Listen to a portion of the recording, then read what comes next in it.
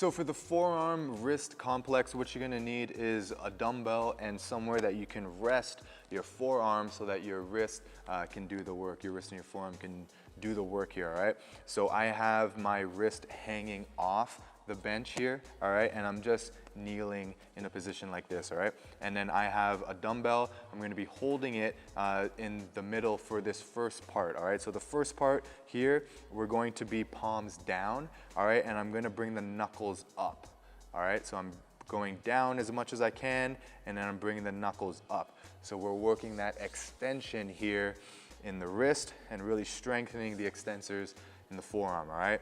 Now, once you're done the recommended reps for that, then we're gonna rotate over and then we're gonna get some flexion here now in the wrist. So now the palms are up and then I'm bringing that palm toward my elbow, all right? So I'm coming up and crunching there, all right?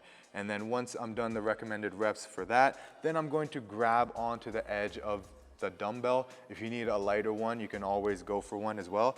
And then I'm going to let it hang to start off, and then I'm going to rotate it up, all right? So I'm starting with the palms down, and then I'm rotating to get that palm up, all right? And then I'm coming back down nice and controlled, and then rotating back up. All right, so we're working this supination here, working that strength. And then for part 4, what I'm gonna do is now I'm gonna end in this position here, okay?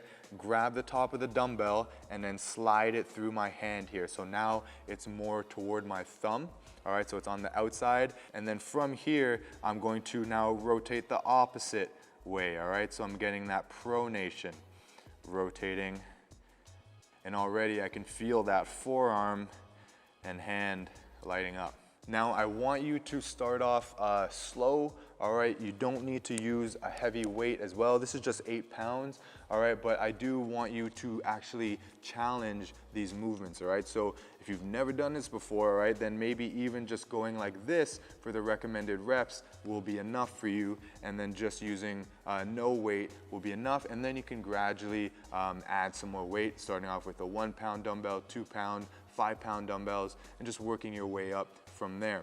Now the other thing is I want you to control the movement, all right? So even when we're doing something like the supination, right, where we're here, all right, I want you to, one, focus on that movement coming from the forearm here. I don't want you to twist out with the arm, all right? That means you're not doing the movement well and you're compensating, or the weight is too heavy, all right? So that movement's coming from the forearm, and then we're controlling on the way down. I'm not just letting it drop.